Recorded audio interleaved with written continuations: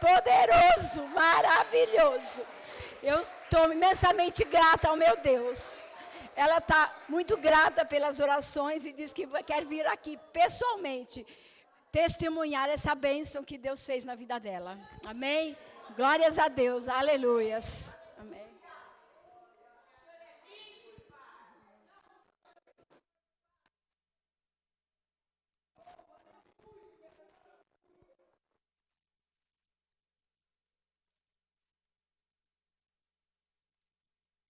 Amém. A paz do Senhor, irmãos. Que Deus seja verdadeiramente engrandecido pelos seus feitos. Ouvir essas coisas alegram muito o meu coração.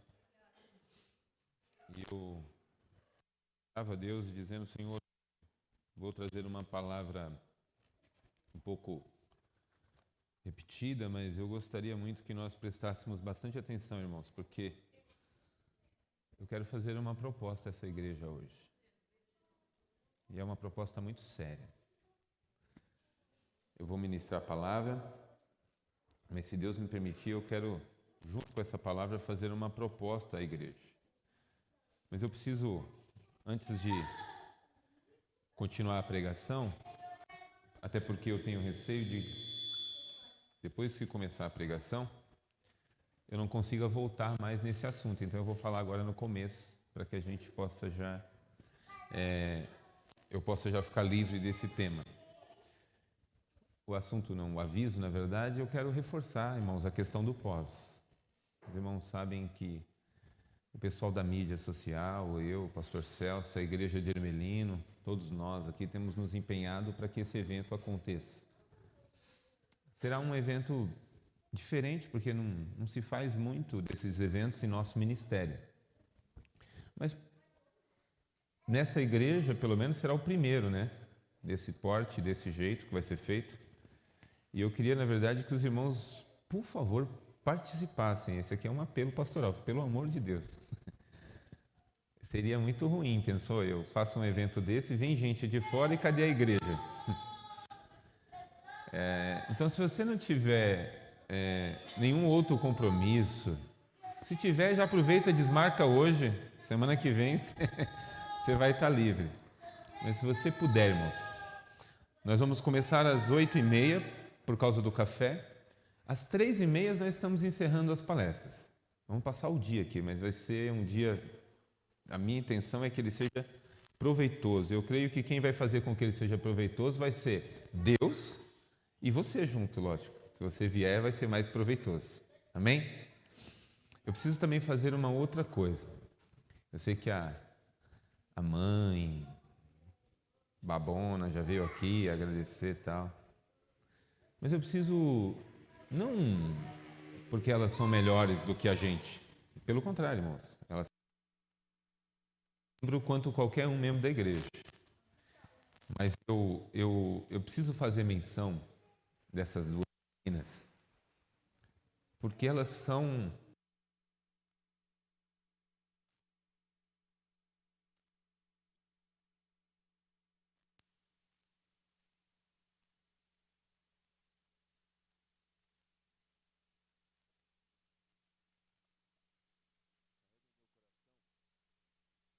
Dois, três. Amém. Carrega em meu coração um sentimento muito especial por essas gêmeas. Porque elas completam o aniversário e elas são pessoas que me dão muito trabalho.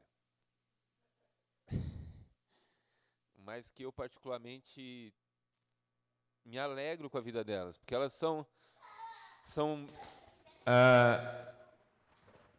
toda casa, a alegria da casa é a criança, não é assim, não? Mas a criança também, às vezes, é a perturbação da família, não é? Igual na igreja. Ontem eu estava aqui, aí tinha umas crianças bagunçando aí. E hoje também, tinha umas crianças bagunçando, aí eu falava assim, meu Deus do céu, essas crianças não me dão paz. E eu, ainda bem que tem criança na igreja. Elas roubam a paz, mas traz alegria. E essas duas, ultimamente, têm trazido mais alegria do que roubado paz. E eu quero agradecer a Deus pela vida delas. Pastor, você está fazendo uma homenagem às duas? Irmãos, é porque a Vânia e a Vanessa, não dá para pensar em igreja evangélica de Pinheiros e não lembrar de Vânia e Vanessa. Até nos retiros que a gente vai fora da igreja, as pessoas falam assim, a igreja das gêmeas, né? Então, como diz o Vitor, nessa igreja é o Ctrl-C, Ctrl-V mais bem falado que eu conheço. É a cópia mais bem feita que eu já vi, viu, Maria? Você está de parabéns. Seus filhos são uma alegria para a nossa vida. Toda a sua família é uma alegria.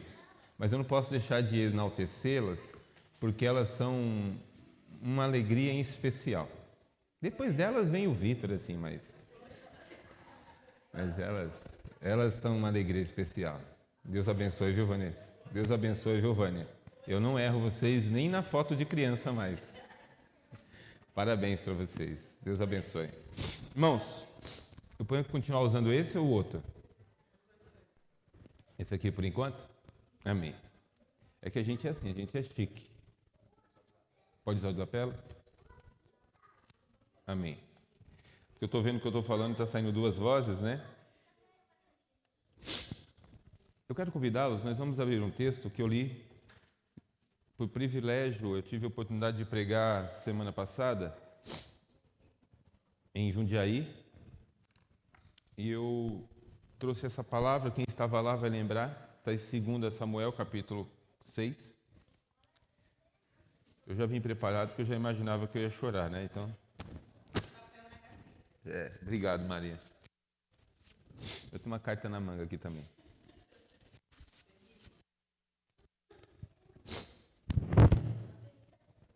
Amém. 2 Samuel, capítulo 6, nós vamos ler um texto que diz respeito à busca da arca, né? Diz assim o versículo 1. Eu pretendo fazer uma leitura hoje do texto e a gente falará a respeito dele. Mas eu vou só ler o versículo 1, tá bom? E tornou Davi a juntar todos os escolhidos de Israel em número de 30.000. Versículo 2, perdão. E levantou-se Davi e partiu com todo o povo que tinha consigo para Baalim de Judá, para levarem dali para cima a arca de Deus, sobre a qual se invoca o nome do Senhor, sob o nome do Senhor dos exércitos que se assenta entre os querubins. Amém? Esses dois versículos. Pai eterno, fala aos nossos corações. Por favor, eterno Deus, nós queremos ouvir a tua voz. Nós queremos, Senhor Deus, abrir o nosso coração e sermos, Pai, orientados por Ti, Senhor Deus, e nós queremos, Deus, não só ouvir a Sua orientação, nós queremos que o Teu Espírito Santo nos ajude a obedecer às Suas palavras. Senhor, nós amamos a Sua presença, nós queremos a Sua presença.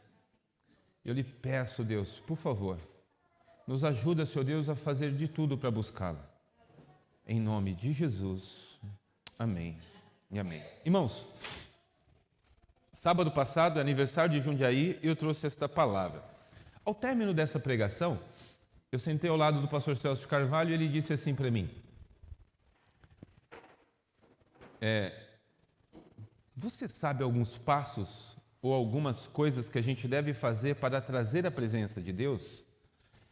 Eu disse, sei algumas, 5, 6, 7, por aí. Ele disse, não, tá bom, deixa comigo. Porque eu tive que terminar a pregação por causa do tempo, mas eu não ia falar isso mesmo, a ideia lá era falar de outra coisa. E aí ele foi lá na frente, fez uma brincadeira para o pessoal ir no outro dia, que ele ia pregar, que ele ia ensinar os cinco maneiras de buscar a presença de Deus. Então eu quero aproveitar que ele me deu essa deixa e usar o texto para a gente prestar atenção em como nós devemos buscar a presença de Deus. Mas, pastor, qual que é a convocação que o senhor quer fazer e qual que é a proposta e o convite que você quer fazer? Eu quero convidar, irmãos, a nós todos, a nos dedicarmos a verdadeiramente trazer a presença de Deus para o culto. Eu quero fazer um apelo, e eu preciso que você preste bastante atenção nesse apelo. É que você e eu, que somos membros dessa igreja, quando viermos ao culto, nós venhamos para cá com o seguinte propósito: eu quero buscar a presença de Deus. Esse precisa ser um motivo pelo qual a gente faz. Se nós lemos o texto todo, e eu não pretendo lê-lo todo, mas eu pretendo passear por ele e ler alguns versículos, nós vamos perceber que o que acontece em Samuel 6, em 2 Samuel 6, é o quê? Depois que a arca foi levada pelos filisteus, ainda quando Samuel era uma criança e Eli era o sacerdote, o que aconteceu? Os filisteus não puderam ficar com a arca porque ela começou a fazer mal para eles. Eles então devolveram a arca de Deus para Israel. Só que eles deixaram ela nessa cidade, em Balaim de Judá. E desde que Saul virou rei, Davi virou rei, ninguém se preocupou em buscar de novo a arca de Deus. Davi construiu uma cidade, a cidade dele era em Jerusalém. Ele tinha uma cidade chamada Cidade do Rei, mas ele não tinha a arca de Deus lá. Eu não sei se os irmãos sabem, mas assim, biblicamente falando, a arca de Deus representava a presença de Deus, a glória de Deus. A arca de Deus era a representação viva. Onde a arca estava, dizia-se, Deus está naquele lugar. Era assim, a associação era tão profunda de que se a arca de Deus fosse levada para uma cidade, as pessoas diziam, a presença de Deus foi para aquele lugar. Então a arca de Deus representa a presença de Deus. E aí a história conta que foi feito todo um esforço de Davi, para quê? Para buscar a presença de Deus. E esse foi um conselho que eu dei à igreja de Jundiaí. Eu disse que se eu não pudesse dar alguns conselhos àquela igreja, alguns passos, para que a igreja pudesse ser bem sucedida, a minha orientação seria para que aquela igreja buscasse a presença de Deus. A igreja podia tentar o que quisesse, mas uma coisa ela não podia abrir mão, era buscar a presença de Deus. Irmãos, isso não pode ficar na pregação lá de Jundiaí. Deus está me incomodando, isso não pode ficar lá só. Eu preciso dividir isso com a minha igreja. Eu preciso que vocês, de maneira sucinta, e eu gostaria de hoje pregar como se fosse uma reunião aqui, eu preciso que vocês tenham entendimento a respeito disso. Nós precisamos estar empenhados em trazer para esse lugar a presença de Deus. E para isso, eu quero ensinar, se Deus me der graça, aquilo que eu fui atentando para esse texto e Deus foi me mostrando, e depois eu conversando com o pastor Celso, a gente foi discutindo a respeito disso. Porque ele me ligou no outro dia e a pregação gerou umas conversas. Mas o versículo diz o seguinte, os versículos contam o seguinte, que Davi, ele faz um esforço para buscar a presença de Deus. Só que ele faz um esforço errado. Você sabia que tem gente buscando a presença de Deus errado? Você sabia que eu e você podemos estar buscando a presença de Deus de maneira errada? Você sabia que às vezes, mesmo sem perceber, influências externas ditam para nós como nós devemos buscar a presença de Deus e nós não observamos literalmente o que Deus falou. A gente observa exatamente o que as pessoas fazem e o que a gente acha que dá certo. Domingo fui pregar em Porto Feliz e o Gustavo foi meu motorista e eu explicava isso conversando com ele no carro. Eu dizia que é possível que nós estejamos fazendo aquilo que serve para o mundo, mas que Deus não aceita que a gente faça. Vou dar um exemplo, se é que você pode entender. Nem tudo que o mundo ou que Deus aceita de uma pessoa que não é crente, Deus aceita de você. Por que, pastor Adriano, que isso acontece? Porque, irmãos, nós temos uma Bíblia com mais de 3.000 versículos. Mais de 3.000. Mais de 80.000 versículos. E dentro dela nós temos diversas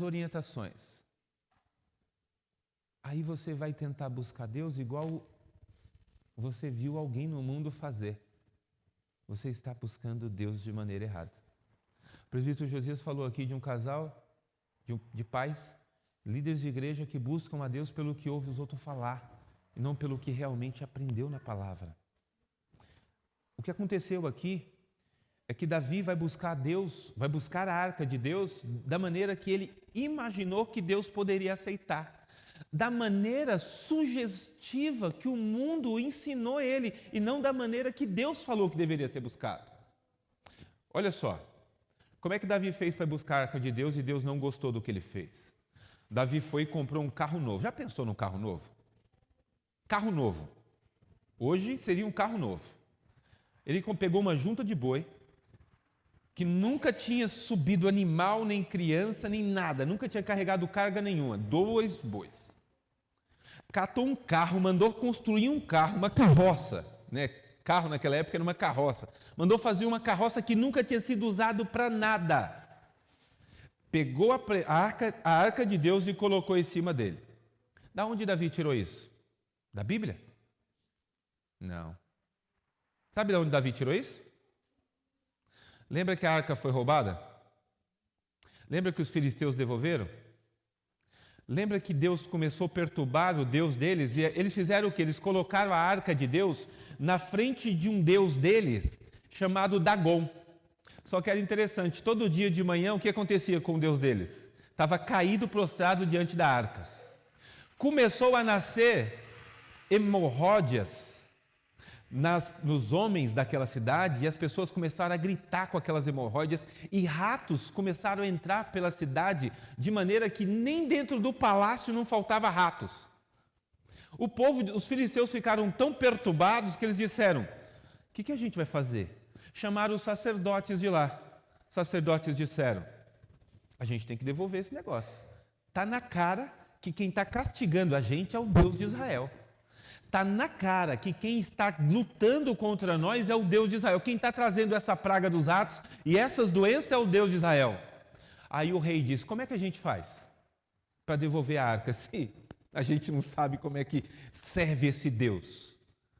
Os sacerdotes e os líderes de lá, espirituais, disseram: vamos pegar uma junta de boi, vamos fazer um carro novo, vamos colocar a arca dentro desse carro e vamos soltar os bois, ninguém vai atrás. E se eles forem sentido a cidade de Betsé, é sinal de que Deus estava contra nós. Mas se o boi sair como quem está perdido, sem saber para onde vai, aí foi fruto do acaso, não era doença. Soltaram o boi, a primeira coisa que os bois fizeram foi direção à cidade. Eles disseram: era Deus que estava contra nós. Por que ninguém morreu? Porque colocou Deus daquele jeito. Deus aceitou que os filisteus oferecessem e levassem a arca daquele jeito. Davi ficou com aquela indução. Aquilo ficou na cabeça dele. Parece que Deus gostou desse negócio de carro novo. Eu acho que Deus está gostando desse negócio de ter um carro novo, uma junta de boi. Os filisteus fizeram, dá certo, vamos fazer também. Só que aconteceu um problema. Deus já tinha dado uma orientação anterior ao povo de Israel. Deixa eu te falar uma coisa, irmãos. A orientação que Deus dá para a igreja, buscar a presença dEle, não deve ser mudada. Você deve prestar atenção e ela precisa ser buscada rigorosamente. Se você quer realmente que a presença de Deus vá para a sua casa, para a sua família, que ela venha a um culto como esse, que ela se manifeste em nosso meio, nós sintamos a glória dEle tomar nesse lugar, você precisa respeitar Deus. Deus, Ele tem critérios e Ele exige que essa vontade dEle seja obedecida plenamente e rigorosamente. Ah, mas pastor, eu acho que... O seu acho não interessa para Deus. Ele tem vontade, a vontade dEle é absoluta e você não pode tentar passar por cima dela. Davi não conseguiu. Aconteceu que no meio do caminho, alguém tentou segurar a arca, porque a arca balançava por conta do caminho ser difícil, e Uzá tentou segurar a arca. E com isso ele morreu. Diz a história que Davi ficou tão triste que ele não conseguia mais se alegrar. E aí o que ele fez? Abandonou a arca e falou assim, o que eu daria tema a essa pregação: Versículo 9.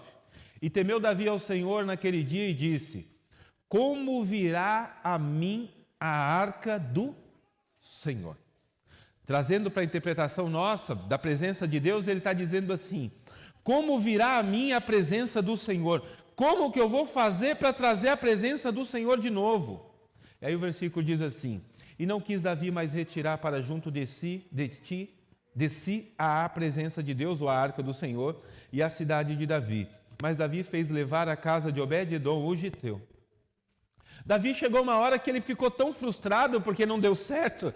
Afinal de contas, ele tinha estratégias, ele ofereceu tudo o que ele podia, ele deu carro novo, ele usou os equipamentos, as condições necessárias. Só que Deus não gosta daquilo que a gente acha que ele gosta. Deus gosta daquilo que ele disse que ele gosta. Sabe o que Deus disse que ele gosta? Santidade convém à minha casa, diz o Senhor. Santidade convém à minha casa. É isso que ele disse que gosta. Não parece que eu e você vamos ter sucesso se nós quisermos buscar a presença de Deus e a gente achar que dá para fazer de qualquer jeito. Aí, irmãos, usando o texto, eu quero nos ensinar, se Deus me permitir, rapidamente, 7 maneiras, 7 coisas que precisam acontecer para você e eu trazermos a presença de Deus para um lugar.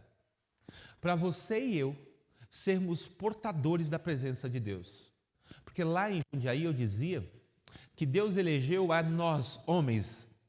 Deus não vem no carro que você usa, Deus não vem num helicóptero, Deus não vem num navio, Deus não vem no que você quiser. Não, Deus não está olhando para coisas de valores. Deus escolheu homens, pequenos falhos, mulheres, pecadoras e falhas, para que a glória dele e a presença dele cheguem em um lugar. Quando Deus quer levar a presença dele a uma cidade, ele não compra um avião, ele não compra um barco, para um carro, e olha que ele é o Senhor do ouro e da prata. Ele escolhe um homem e uma mulher, ele entra dentro desse homem e ele vai com esse homem e essa mulher para um lugar, e nesse lugar ele faz uma obra maravilhosa. Há 110 anos, mais ou menos, se você nunca passou numa rua e não viu uma placa escrito Assembleia de Deus, você não mora no Brasil. Você deve estar em outro planeta.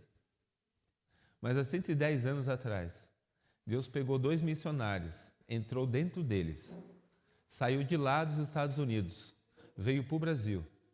E através desses 2 missionários, ele alcançou o Brasil de uma maneira tão grandiosa que a maior parte dos evangélicos do Brasil são da Assembleia de Deus. Pastor, mas eu não sou de lá. Mas você não tem noção. Eu não estou falando da igreja, eu estou falando como Deus chega em um lugar. Como que Deus entra em um lugar. Deus não entra por um carro, Deus entra por uma pessoa. Mas eu quero hoje gastar esse tempo com você. Como que nós faremos para trazer a presença de Deus? Como que eu e você faremos para trazer a presença de Deus a esta igreja? Olha só, versículo 1. E tornou Davi a ajuntar todos os escolhidos de Israel em um número de 30.000. No número de 30.000. E tornou Davi a ajuntar. Sabe o que eu aprendo aqui, irmãos? Eu falei lá, que se nós quisermos trazer a presença de Deus, precisa ter unidade. Nós não vamos conseguir. Nós vamos vir para o culto e conseguir trazer a presença de Deus se nós não formos unidos nisso. Por isso eu quero fazer uma proposta nessa igreja.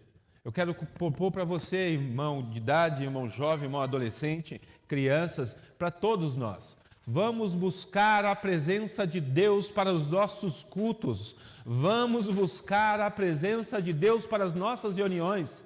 Pastor, mas eu vi no culto das irmãs, eu vi uma fotinha, um chazinho, umas coisinhas, umas bolachinhas, um bolinho, 6 mulheres, era 6 não? Eu sou bom de número então, hein? 6 mulheres na foto e elas podem trazer a presença de Deus, porque elas vieram com unidade. Nós precisamos ter unidade, irmãos, e sabe o que é unidade? Para Deus, se você quiser trazer a presença de Deus, se nós como igreja quisermos que a presença de Deus seja uma coisa marcante nos cultos dessa igreja, eu e você precisamos buscar a presença de Deus com o mesmo desejo. Qual é o desejo? Deus, vem para o nosso culto. Deus, visita a nossa igreja. Deus, eu não vou lá ver a Maria, a irmã Vânia, a irmã Vanessa, que elas são legais. Senhor, eu vou lá porque eu quero sentir a sua presença. Nós precisamos disso. Não dá certo o pastor vir querendo buscar a presença de Deus. Não dá certo o grupo de louvor vir querendo buscar. Não dá certo o irmão que ministra aqui, está aqui querendo buscar Deus. E a pessoa que toca a guitarra não quer. A pessoa que toca o violão não quer. A pessoa que toca o teclado não quer. Isso não é unidade. Unidade é o mesmo desejo. O que todo mundo quer? A presença de Deus.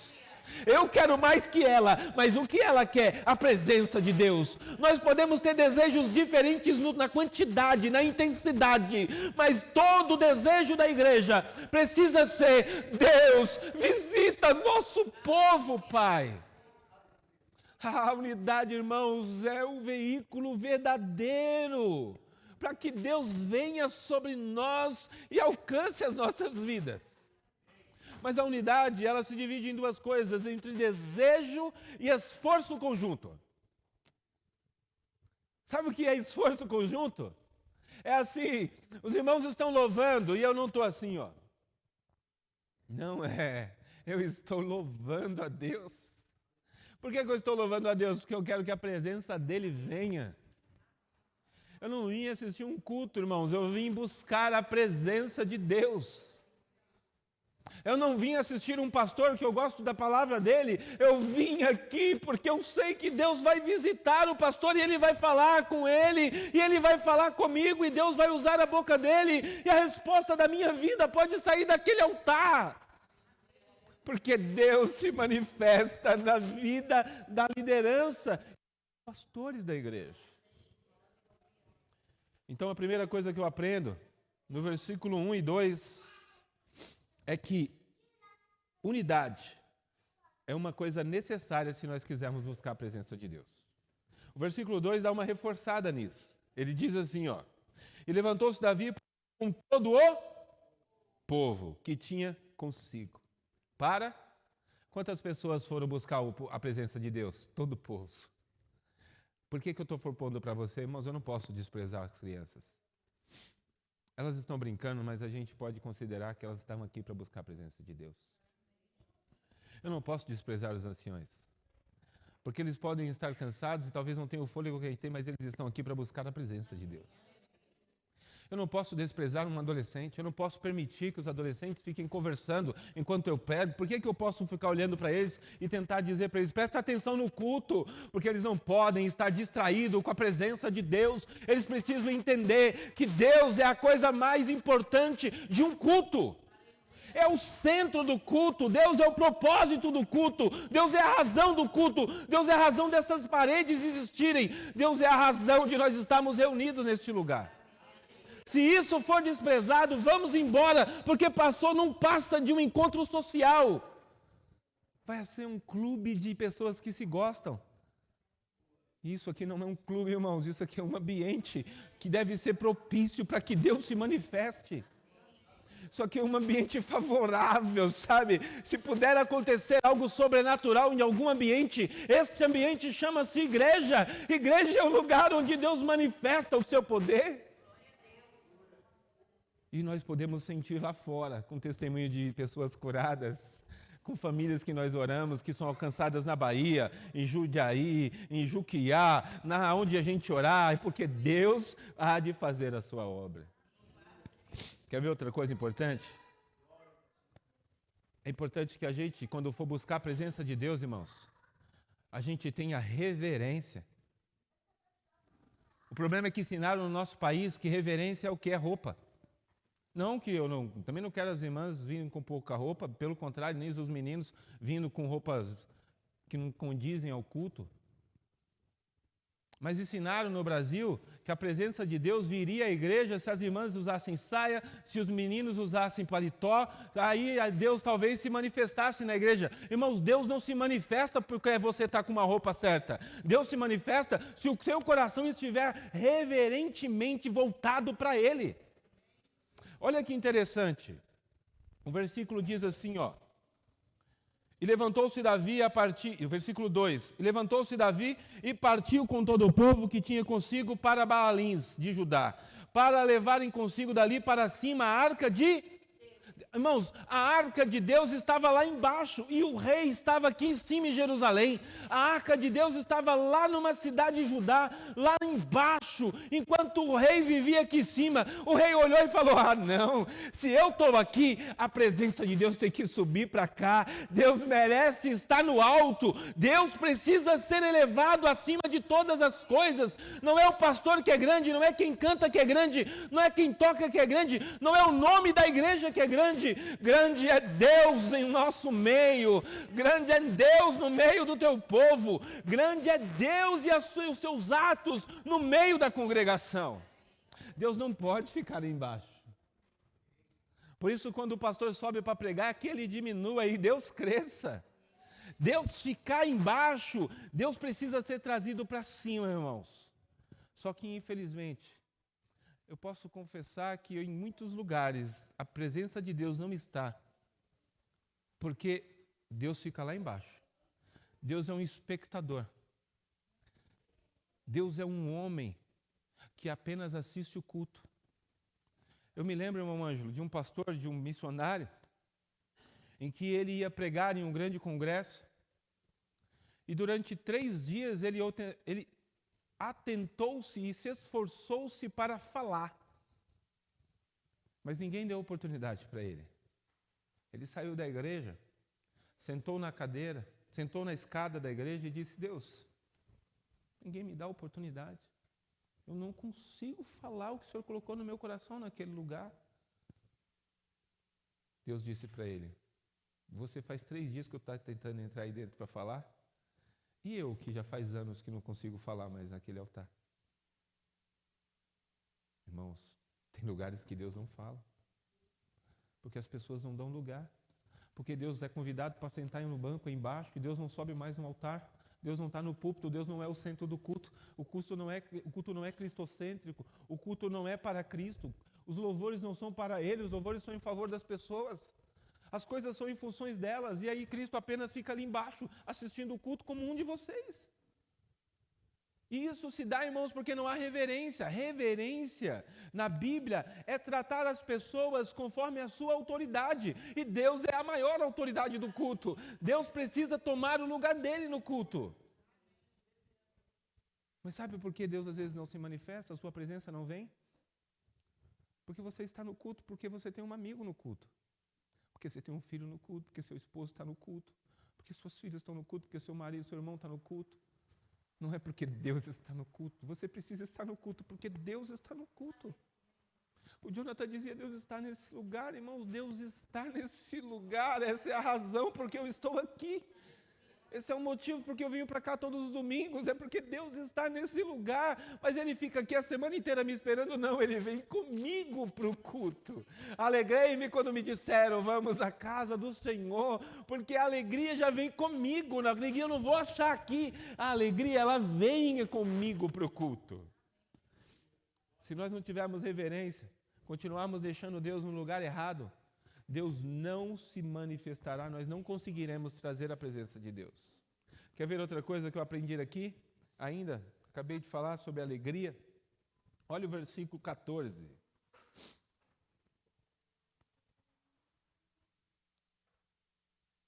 É o 14? Perdão, 12. Então avisaram a Davi dizendo, abençoou o Senhor a casa de Obed-edom e tudo quanto tem por causa da arca, da presença de Deus. Eu vou ficar lendo presença de Deus, tá, irmãos? Por causa da presença de Deus, pois Davi e trouxe a arca de Deus para cima da casa de Obed-edom e a cidade de Davi com alegria. O versículo que eu falei há pouco, Alegrei-me quando me disseram, vamos à casa do Senhor. Irmãos, não dá para buscar a presença de Deus sem alegria. A gente não achará a presença de Deus e ela não nos acompanhará se não houver alegria em nossos corações. Às vezes eu percebo, irmãos, que um culto ou outro, parece que nós estamos em meio a um funeral. E culto é lugar de festa. Ah, mas pastor, você não sabe o que eu passei essa semana, você não sabe as lutas que eu enfrento, você não sabe as dores que eu estou passando na minha casa, na minha família, mas Deus merece alegria, Deus é digno de toda honra e de toda glória, Deus precisa ser adorado acima de tudo e de todos. Deus entende a sua dor, meu irmão, Deus há de tratar com você, mas nós viemos buscar a presença dEle. Alegrai-vos, diz o Senhor, com a sua presença.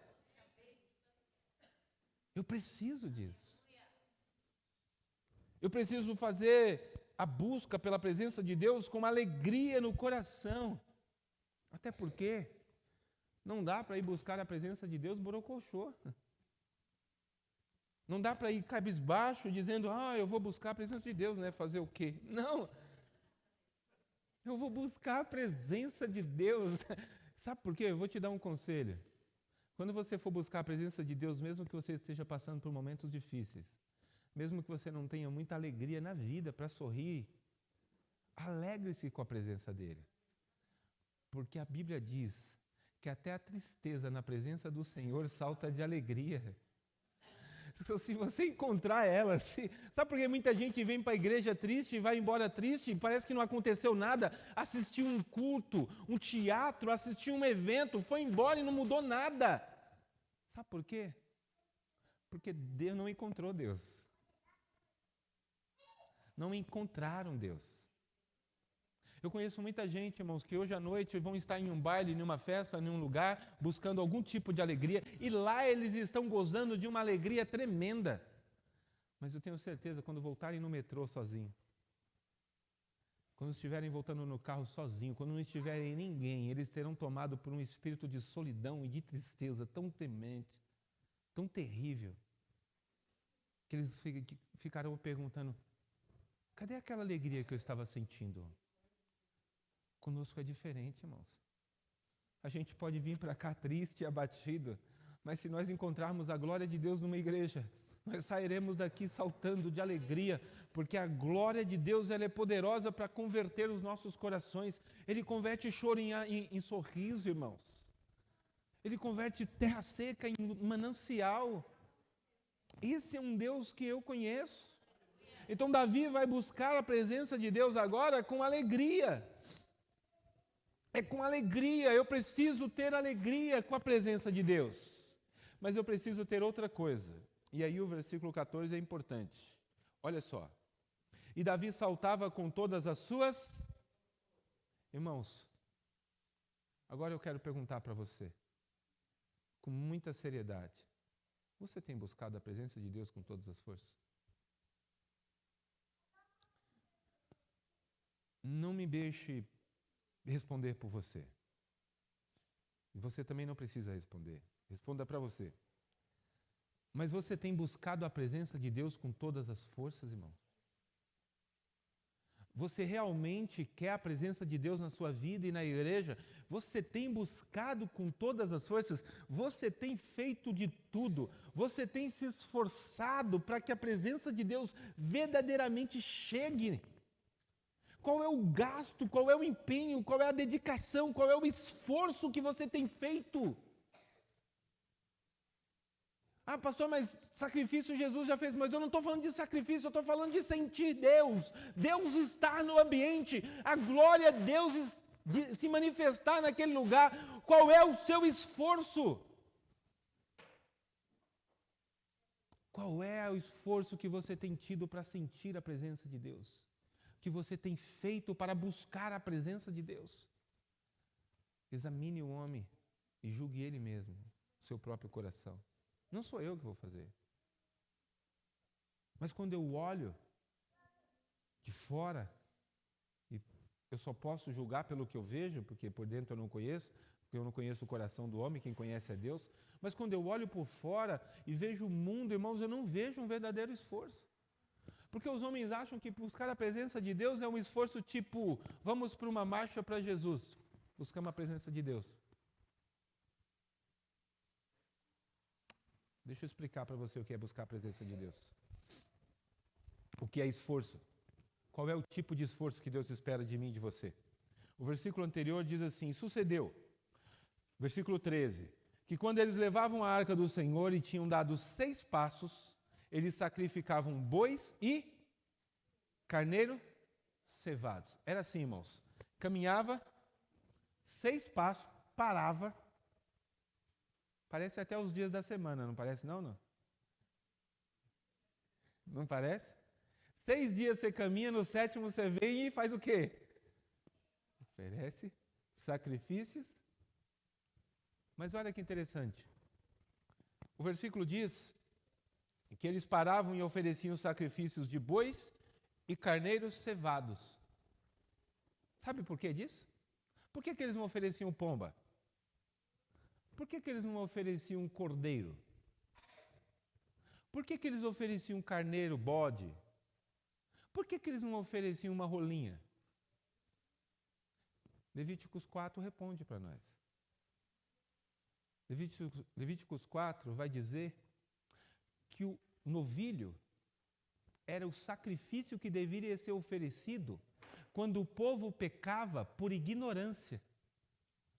Sabe o que o povo está dizendo aqui? Senhor, nós tentamos buscar a sua presença sem conhecimento. Nós estávamos de maneira ignorante tentando trazer a sua presença através de um carro e está errado, Senhor. Nós queremos pedir perdão pelos nossos pecados. Nós queremos fazer sacrifício em nome do povo. Quando o povo pecava por ignorância, o sacrifício para perdão de pecados era sacrificar um novilho. Aí aonde entra o bode agora? É que o bode era para quando o príncipe pecava. Quando o príncipe pecava, Levítico 4, a partir do versículo 13.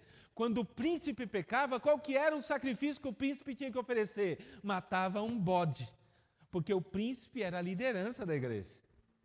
Sabe o que eu aprendo, irmãos? Que é para a gente matar bode, cordeiro e novilho? Não. Não. É que se você quiser buscar a presença de Deus, você precisa se esforçar. E qual é o esforço, pastor Adriano? É um coração arrependido. É confissão de pecados. É vida que se aproxima de Deus dizendo, Senhor, me perdoa, porque eu tenho desprezado e negligenciado a sua presença. Porque eu passo a semana às vezes e não te busco, Senhor, porque eu fico vivendo a vida como se o Senhor fosse um Deus só de domingo. Eu quero a sua glória na minha vida, Senhor. Eu quero pedir perdão porque eu tenho buscado o Senhor errado. Inclusive hoje, se você perceber que tem buscado a presença de Deus errado, hoje é dia de você se arrepender e dizer, Deus me perdoa. Perdoa os meus pecados. Perdoa as minhas iniquidades.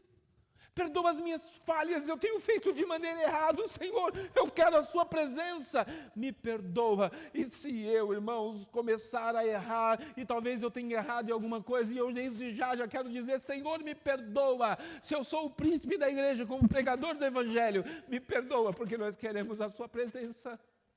Recebe o meu arrependimento, Senhor Deus, a minha confissão de pecado, se eu tenho feito algo que te desagrada, e por isso o Senhor não tem visitado os cultos da nossa igreja. Senhor, me perdoa hoje como pastor da igreja, porque eu quero um compromisso com essa congregação.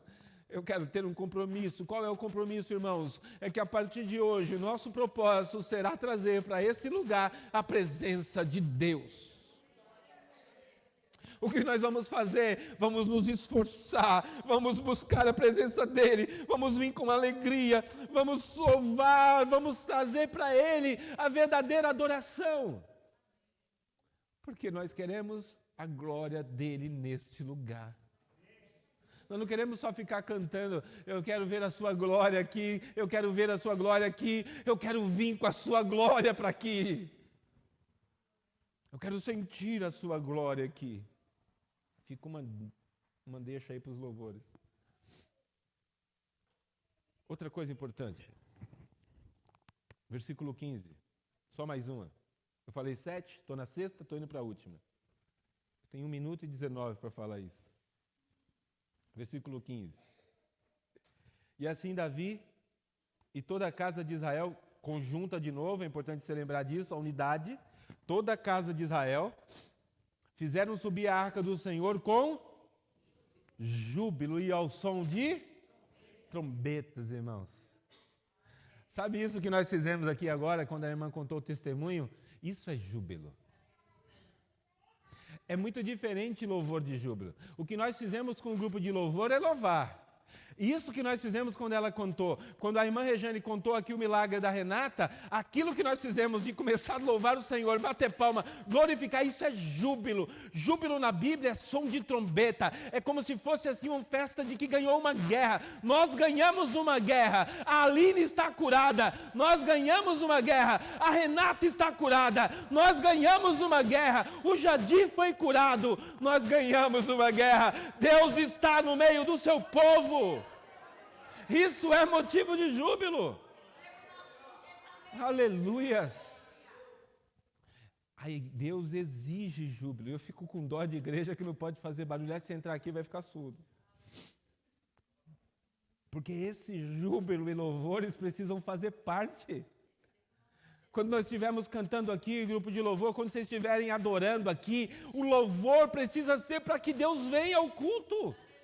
Afinal de contas, Ele prometeu, Ele habitaria no meio dos louvores, se vocês adorarem de todo o coração, não para tocar certo, não para acertar a nota, não para cantar bonito, não para poder apresentar algo perfeito, mas para que a glória dEle venha para este lugar. Ah, irmãos, Ele descerá em meio aos louvores, Ele habitará no meio dos cânticos, Ele tocará os corações, Ele curará os quebrantados, os oprimidos, Ele fará com que aqueles perturbados sejam libertos em nome de Jesus. Porque Deus percebe quando o louvor está interessado na glória dEle. Deus sabe quando você está cantando para agradá-lo e quando você está cantando porque você quer se aproximar dEle. Nós precisamos transformar todos os nossos cânticos daqui para frente com uma proposta maravilhosa para Deus, dizendo: vem para perto da gente, Senhor. Vem para o nosso meio, Senhor Deus. É Jesus quem vai à frente, mas eu vou ficar coladinho nele. Eu preciso querer isso. Senão, irmãos, nós não vamos conseguir trazer a presença de Deus. Agora, o mais difícil, o mais importante, é o versículo 17. Olha o que diz aqui. Introduzindo a arca do Senhor, puseram-no no seu lugar, no meio da tenda que Davi lhe armara, e ofereceu Davi holocaustos e ofertas pacíficas perante o Senhor. Sabe o que quer dizer aqui o lhe armara? Eu falava isso com o Gustavo no carro. É que antecipadamente Davi já tinha preparado um lugar para ele. Quando chegaram lá, já havia um lugar propício para ele. Nós temos preparado. Nós temos tentado deixar a igreja arrumada, né? Nós temos tentado pintar o piso, nós vamos lixar, vai pintar, nós temos preparado. Tem uma tenda aqui onde nós queremos que a glória de Deus entre nesse lugar. Mas tem uma tenda que às vezes a gente não tem tratado com o mesmo cuidado, que é a tenda do nosso coração, irmãos. O nosso coração precisa ser uma tenda que anteriormente já foi preparada, armada anteriormente. Sabe para quê? Para que a glória de Deus possa ser colocada. Sabe o que deve acontecer ao término de todo o culto? É que terminou o culto aqui, a glória de Deus vai embora, sabe com quem? Com você. Com você. Com você, Aline, porque o seu coração veio preparado. Deus vai dizer: eu vou para a casa da Aline, tem um lugar no coração dela, ela veio com o coração pronto para mim. Eu vou embora com a irmã Eni, eu vou embora com a Silvia, eu vou embora com a Vanessa, eu vou embora com o Gabriel. Sabe para onde que eu vou agora? Eu vou para a casa do Gustavo, porque o coração dele veio com um negócio, um lugar para mim. Eu visitei a igreja e eu fico na igreja, eu vou para a casa de vocês. Porque há uma tenda preparada no coração de vocês. Estarei convosco até a consumação dos séculos, diz o Senhor. Ele quer estar conosco. Irmãos, essa é a última coisa que eu acho que nós precisamos pensar. É ter um lugar em nossas vidas preparada para Deus. Eu termino aqui essa pregação. De tudo que eu falei, se você puder guardar uma coisa. Guarde a proposta que eu fiz hoje. E eu vou dizer mais. Não vou só fazer uma proposta. Eu quero te convidar a, se você tiver coragem. Eita Deus.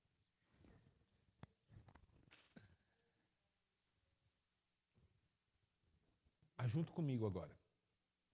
Nós vamos ficar em pé. E nós vamos assumir um compromisso diante de Deus. E eu vou ser bem bíblico agora, bem Velho Testamento. Eu vou tomar o céu, a internet.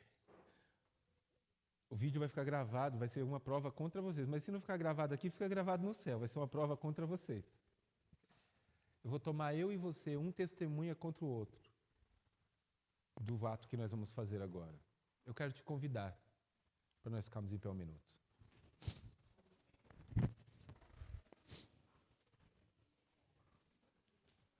Qual é, pastor, a proposta que o senhor vai fazer e qual é o convite? Eu quero propor, irmãos, para nós hoje, igreja evangélica, eu não podia fazer isso em Jundiaí, porque a igreja não sou eu, pastor. Eu só pude aconselhar o pastor a isso.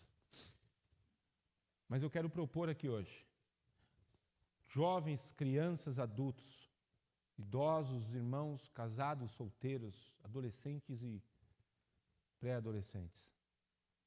O nosso compromisso com Deus é que os cultos desta igreja serão para trazer a presença dele para este lugar. Nosso compromisso diante de Deus hoje será que a partir de hoje, não que a gente nunca fez isso, mas a partir de hoje, o propósito de nossa igreja é fazer toda a obra missionária, todo o chamado da grande comissão que a Bíblia manda, mas quando nós estivermos cultuando, o foco do nosso culto será que a glória de Deus esteja nesse lugar. Vamos assumir esse compromisso diante de Deus? Não? Põe a mão no seu coração, por favor, porque Deus conhece o coração do homem. Senhor, eu com a tua igreja nesta hora, juntos aqui, ó Pai, com os mais velhos, mais jovens, os casados, os solteiros e até com as crianças, com os obreiros, com os membros dessa igreja. Nós queremos assumir um compromisso diante de Ti, Senhor Deus. E nós tomamos o céu por testemunha do nosso propósito. E a igreja e a internet por testemunha do nosso ato.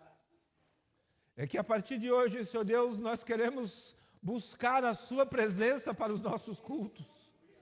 O único motivo de nos reunirmos neste lugar, o principal motivo será a Sua glória, a Sua presença, o Seu poder, Senhor. Deus eterno, venha sobre nós. Essa é a razão das nossas reuniões, Senhor Deus.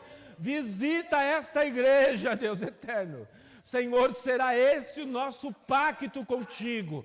Ó Deus, em nome de Jesus, nós assumimos esse compromisso.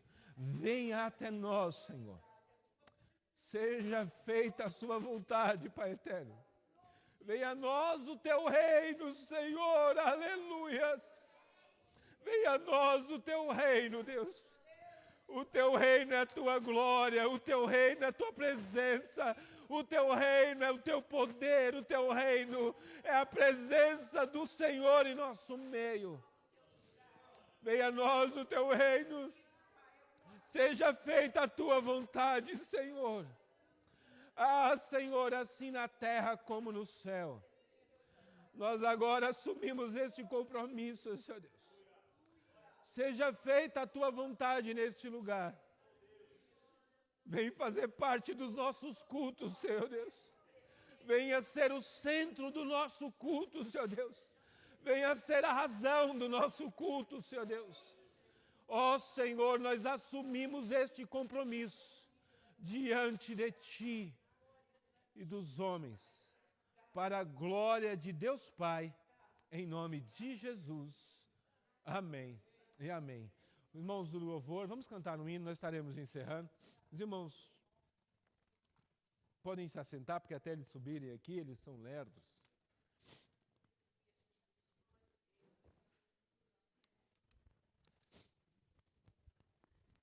Vai ser rápido, hein?